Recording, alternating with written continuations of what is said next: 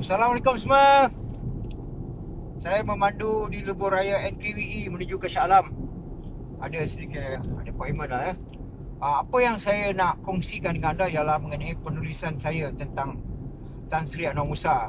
Pada 31 hari bulan Ogos, hari kemerdekaan kita, saya ada postkan di wall page saya, Raja Anwar Adnan tu, mengenai pandangan saya tentang Tan Sri Anwar Musa. Di sini saya sebut Anwar Musa sajalah, panjang sangat nak sebut semua tu setiap kali. Tulisan saya ni agak keras sedikit. Lama saya fikir perlu ke atau tidak saya menulis tentangnya, iaitu pandangan saya yang tidak begitu bersetuju dengan cara pendekatan ataupun agenda-agenda yang mungkin ada Anwar Musa sembunyikan di dalam setiap gerak-gerinya dalam UMNO ini. Tulisan saya itu saya rasa sudah diviralkan, mungkin ratusan sudah share. Sedikit polemik, sedikit kontroversi. Saya post pada 31 hari bulan Ogos. Satu hari bulan, set poll, Setiausaha Politik Anwar Musa pun telah membalas. Saya rasa Anwar Musa juga sendiri pun telah membacanya, dan kita tengok ada reaksi-reaksinya sampai dia kata Marhain tu diam-diam je lah, sebab ini urusan orang atasan, kita tak tahu apa. Itulah masalahnya.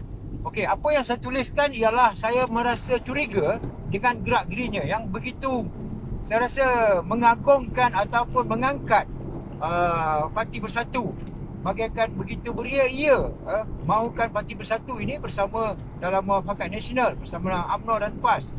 Saya heran, dia Setiausaha Agung Barisan Nasional, sepatutnya dia berjuang untuk Barisan Nasional, mengangkatkan UMNO, membetulkan apa yang boleh dalam Barisan Nasional itu, membantu MCA dan juga MIC yang ketika ini mereka ini tenat sangat memerlukan sokongan daripada kepimpinan, kerana kita sendiri sedia maklum bahawa MCA dan MIC sokongan terhadap mereka begitu tipis. Bayangkan dalam PRU yang lepas, MCA dan MIC hanya menang satu kerusi sahaja. Hanya menang satu kerusi sahaja. Bayangkan, mereka ini berada di dalam Barisan Nasional. Sudah tentunya mereka ini sangat-sangat memerlukan bantuan. Tetapi kenapa Anwar Musa ini dia lebih cenderung ke arah bersatu? Dia menggalakkan kita menyokong bersatu. Dia sendiri macam bersetuju supaya kita menyokong Tan Sri Muhyiddin Yassin ini bakal dilantik lagi sebagai Perdana Menteri setelah PRU yang ke-15 nanti. Begitu juga dengan ada postnya pada 2019, bulan Oktober ke 2019, dia ada sebut Azmin Ali itu Azmin Ali ni bakal Perdana Menteri. Saya ingat dia bergurau senda ke di situ. Tapi apabila kita lihat sekarang Azmin Ali menyertai bersatu dan beliau juga nampak menyokong bersatu, saya nampak ianya adalah satu agenda yang sebenarnya dirancang lama. Ianya sangat bahaya kepada UMNO dan saya tidak boleh pendam lagi. Saya kena suarakan benda ini. Saya kena suara. Syukur Alhamdulillah ramai yang menyokong, dan setelah saya menulis tentang ini, sebagaimana saya sebut tadi, kita telah mendapat balas daripada Setiausaha Politik Anwar Musa, dan Anwar Musa juga memberi reaksi. Tetapi yang saya sangat berasa banggalah kerana ada orang-orang yang seperti saya ini juga turut menulis, sudah berani menulis, bercakap isi hati mereka, bahawa mereka juga sebenarnya tidak senang dengan Anwar Musa, kan? Kita lihatlah orang Melayu kita begitu baik sangat, pendam, akhirnya tengoklah UMNO apa jadi, orang Melayu apa jadi, bangsa kita, agama kita apa jadi. Kita ni terlalu baik sangat. Biarkan orang kata retak menenggu belah, orang kata penyakit tu nak tunggu sampai bernanah, luka tu nak sampai nak tunggu kaki hancur kena potong, baru kita nak bercakap. Sekarang tak boleh macam tu lagi dah. Tak boleh. Ini pun saya rasa sedikit lewat.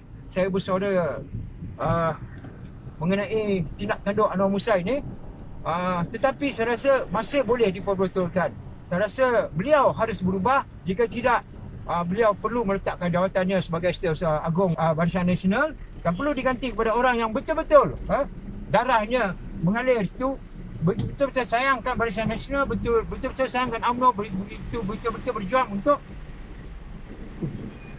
UMNO dan Barisan Nasional, bukan berjuang untuk parti lain, bukan bersuara untuk parti lain.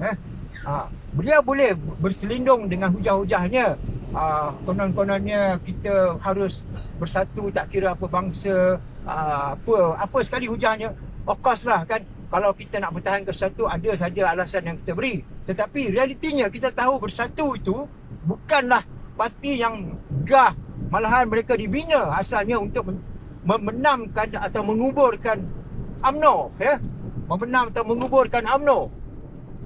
Itu matlamat mereka. Dan mereka-mereka di dalam bersatu ni ramai yang lompat parti asalnya dari UMNO, yang mengkhianati, yang mengelat, yang menikam UMNO dari belakang, yang tidak mahu susah, yang tidak sanggup untuk bersusah payah bersama adik-adik yang lain. Mereka tahu poket mereka, tahu senang mereka saja. Ada yang bagi alasan mereka lompat parti kerana nak bantu kawasan mereka. Saya tengok kawasan mereka sama je kan, tapi sebenarnya dia gila kuasa.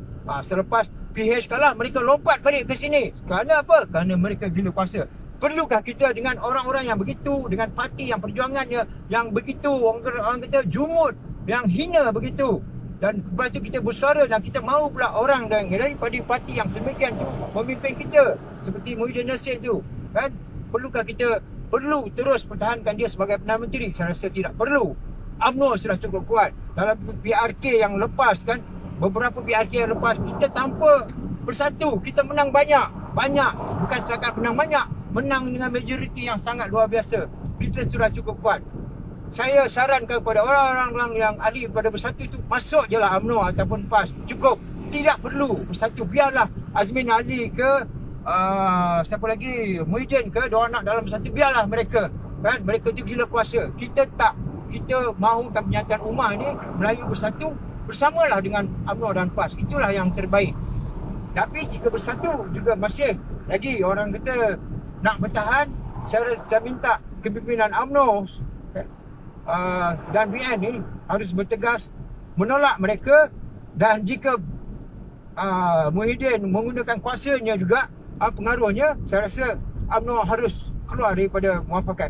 Yakinlah apa sesuatu yang kita buat tu, Allah akan tolong kita, insyaAllah. Saya yakin UMNO akan dapat bangun semula, insyaAllah. Atau usaha-usaha kita lihat Datuk Seri Najib, walaupun beliau ditekan, dihina sebegitu, difitnah, berbagai-bagai pertuduhan dikena kepadanya, beliau sendiri boleh bangun dan mendapat sokongan yang lebih luar biasa daripada sebelumnya ketika beliau menjadi Perdana Menteri. Kenapa tidak UMNO? Kita yakin, kita boleh. Kita yakin, kita tolak tepi bersatu. Anwar Musa, ingat, saya tujukan kata-kata post ini untuk anda, Tan Sri Anwar Musa, ya.